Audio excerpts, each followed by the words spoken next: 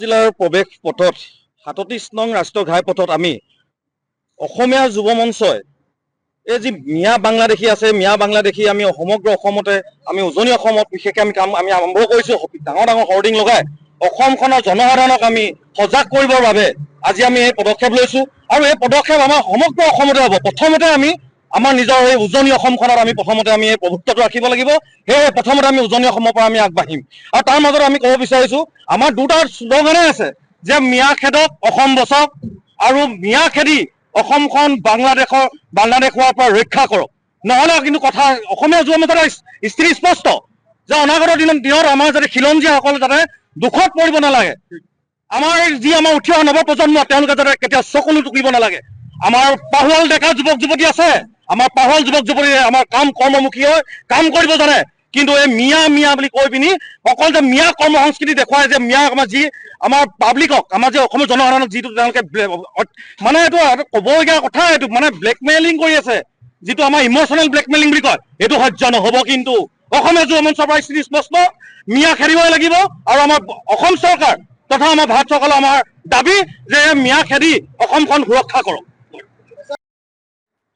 শিৱসাগৰ জিলাৰ প্ৰৱেশ পথতে আমি আজি অসমীয়া যুৱ মঞ্চই অসমবাসী ৰাইজক অবৈধ মিয়া বাংলাদেশীৰ পৰা ৰক্ষা কৰিবৰ কাৰণে আমি আজি আমাৰ চেষ্টা কৰিছোঁ। আমি আজি হোৰ্ডিং লগাইছোঁ ডাঙৰ ডাঙৰ সজাগ কৰিবৰ কাৰণে, অসমবাসী ৰাইজক সজাগ কৰিবৰ কাৰণে আমি ডাঙৰ ডাঙৰ হোৰ্ডিং লগাইছোঁ আৰু হোৰ্ডিং আমি আজি শিৱসাগৰৰ পৰা আৰম্ভ কৰিছোঁ। উজনি অসমত প্ৰথম আৰম্ভ কৰিম, গোটেই অসমৰ পৰা গৈ গোটেই সমগ্ৰ অসমতে আমি এটা সজাগতা সৃষ্টি কৰিম যে আমাৰ মিয়াৰ পৰা কেনেকৈ আমি ৰক্ষা কৰোঁ। গতিকে আমি অসমীয়া যুৱ মঞ্চৰ 4টা শ্লোগান আমি লৈছোঁ। এটা শ্লোগান হৈছে যে মিয়াক খেদক অসম বচাওক, 2 নম্বৰতে হৈছে থলুৱাক নিযুক্তি দি মিয়াক খেদক, 3 নম্বৰতে হৈছে মিয়া খেদি অসম বাংলাদেশ হোৱাৰ পৰা ৰক্ষা কৰক আৰু 4 নম্বৰ হৈছে জাগিলে অসম বাচিব দেশ নহ'লে হ'ব বাংলাদেশ। কাৰণ আমি এটা কথা আপোনালোকৰ যোগেদি ক'ব বিচাৰিছোঁ যে যিসকলে বা যি দলে বৰ্তমান কৈ আছে যে নতুন বৰ অসম তেওঁলোকে গঢ়িব, গতিকে আমি এটা কথা অসমীয়া যুৱ মঞ্চই স্পষ্ট ভাষাৰে আপোনালোকৰ যোগেদি কৈ দিব বিচাৰিছোঁ যে নতুন বৰ অসম আমাক নালাগে। আমাক লাগে চাওলুং চুকাফাৰ অসম বৰ অসম লাগে, আমাক লাগে শ্ৰীমন্ত শংকৰদেৱ মহাপুৰুষজনৰ আমাৰ বৰ অসম লাগে। আমাক নতুন মিয়াৰ বৰ অসম আমাক নালাগে। গতিকে আমি আজি সজাগ হৈছোঁ আৰু এই সজাগ আমি সমগ্ৰ উজনি অসমৰ লগতে গোটেই অসমবাসী কৰিব বিচাৰিছোঁ।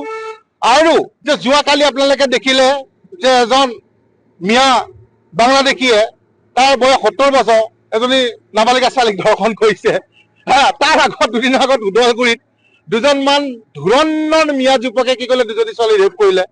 তাৰ আগতে মই কৈয়ে গৈছোঁ যে মিয়ালেণ্ড বিচাৰিছে, মিউজিয়াম বিচাৰিছে, আমাৰ জলাশয়ৰ মাটি গোটেই কব্জা কৰিলে, আমাৰ ফৰেষ্ট লেণ্ড কব্জা কৰিছে, আমাৰ সত্ৰ মাটি কব্জা কৰিছে।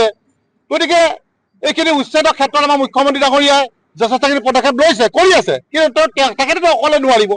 গতিকে আমি ওলাই আহিছোঁ, এইবাৰ আমি অসমীয়া যুৱ মঞ্চ ওলাই আহিছোঁ, ইয়াৰ লগে লগে সমগ্ৰ অসমৰ জনগণ ওলাই আহিব আৰু মিয়াক পিটি বাংলাদেশত থৈ অহা হ'ব।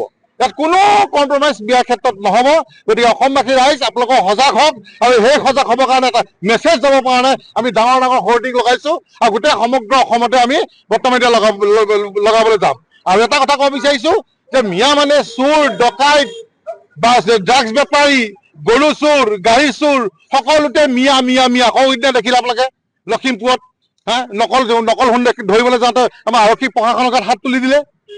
তাৰ আগত আমাৰ কিমান যুৱক মাৰি দিছে, তো গতিকে কিমান ৰেপ কৰিছে, গোটেই চবতে জড়িত অবৈধ মিয়া বাংলাদেশী। গতিকে অবৈধ মিয়া বাংলাদেশী থাকিলে আমাৰ আফটাৰ 15 বা 20 বছৰ পিছত আমাৰ খিলঞ্জীয়া ভূমিপুত্ৰসকলৰ বা খিলঞ্জীয়া মানুহৰ অৱস্থা বেয়া হ'ব।